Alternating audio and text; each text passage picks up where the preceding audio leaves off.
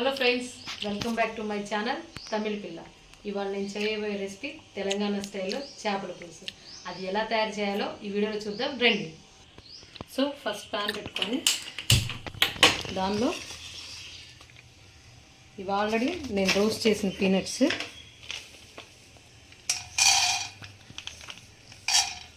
చేపల పులుసులో పీనట్స్ అని అనుకుంటారేమో, చాలా అంటే చాలా టేస్టీగా ఉంటుంది. రుచి చేసిన తర్వాత మీరే అంటారు. ఇప్పుడు దానిలో కొంచెం ఎండు కొబ్బరి ఇది. సో ఇప్పుడు దీనిలో ఒక స్పూన్ ధనియాలు, కొంచెం ఒక స్పూన్ మెంతులు, ఒక స్పూన్ మిరియాలు, ఒక హాఫ్ స్పూన్ వాము, ఒక హాఫ్ స్పూన్ జీలకర్ర, 3 లవంగాలు, 4 లవంగాలు, యాలకులు, దాల్చిన చెక్క అండ్ రెడ్ చిల్లీ, ఇవన్నీ వేసుకొని కొంచెం ఫ్రై చేసుకోవాలి. ఇవి ఫ్రై చేస్తున్నప్పుడే పక్కన ఇలాంటిది పెట్టుకొని మనం దీని మీద ఆనియన్స్ని బాగా నల్లగా అయ్యే వరకు వేడి చేసుకుందాం. సో ఇది బాగా ఫ్రై అయిపోయినాయండి. వీటన్నిటిని ఇప్పుడు మనం చల్లార్చుకొని మిక్సీ పట్టుకొని పౌడర్ పెట్టుకోవాలి. ఇటు సైడ్ కూడా ఉల్లిపాయలు బాగా బ్లాక్ కలర్లో వచ్చేసినాయి. ఇవి కూడా చల్లారి పెట్టుకొని దీనిలో ఇది కూడా పేస్ట్ చేసుకోవాలి. పేస్ట్ చేసేటప్పుడు కొంచెం అల్లము, కొంచెం వెల్లుల్లిపాయ వేసేసి దీన్ని గ్రైండ్ చేసుకొని మెత్తగా పేస్ట్ చేసుకొని పక్కన పెట్టుకోవాలి. ఇందాక మనం అన్నీ ఫ్రై చేసుకున్నవన్నీ ఈ విధంగా పౌడర్ చేశాను.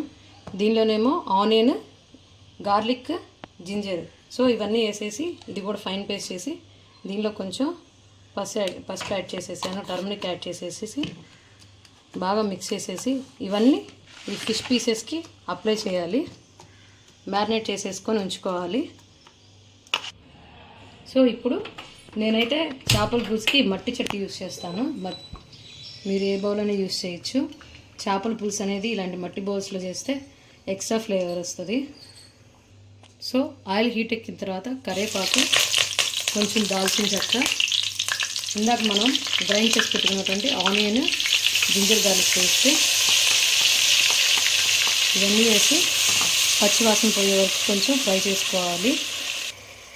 సో ఇప్పుడు దీనిలో ఒక స్పూన్ కారం ఇస్తున్నాను. ఆల్రెడీ మనకి ఇందాక గ్రైండ్ చేసిన పీనట్స్లో కారం ఉంది. సో కొంచెం కళ్ళుప్పు ఇవన్నీ వేసుకొని కొంచెం మిక్స్ చేసుకున్న తర్వాత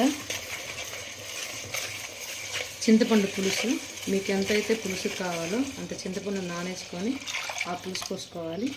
ఈ పులుసు ఇది అనేది కొంచెం బాగా మరగనివ్వాలి. సో చింతపండు పులుసు అనేది బాగా తెల్లుతుందండి. ఇప్పుడు మనం గ్రైండ్ చేసుకున్న ఈ పీనట్ పౌడర్ అనేది దీనిలో వేసుకుందాము. వేసుకొని ఒక 2 to 3 minutes దీన్ని బాయిల్ అవ్వనిద్దాం.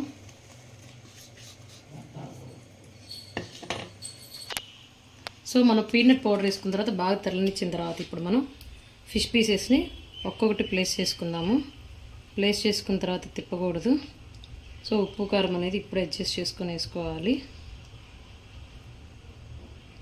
ఇది మా జూనియర్ ఎన్టీఆర్కి చాలా అంటే చాలా ఇష్టమైన చేపల పులుసు.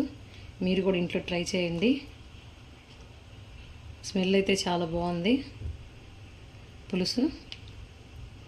సో ఈ పీసెస్ అన్ని ఇలా ప్లేస్ చేసుకొని ఒక 5 minutes మనం బాయిల్ చేసుకుంటే తెలంగాణ స్టైల్ చేపల పులుసు మనకి రెడీ అయిపోతుంది.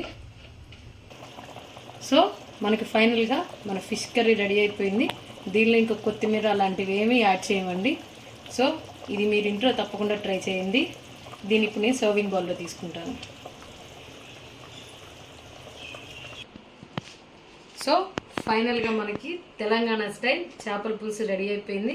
వేడి వేడి అన్నంలో మీరు ఇంట్లో ట్రై చేయండి. తిని ఎలా ఉందో కామెంట్స్లో చెప్పండి నాకు. Please like, share and subscribe Tamil పిల్ల.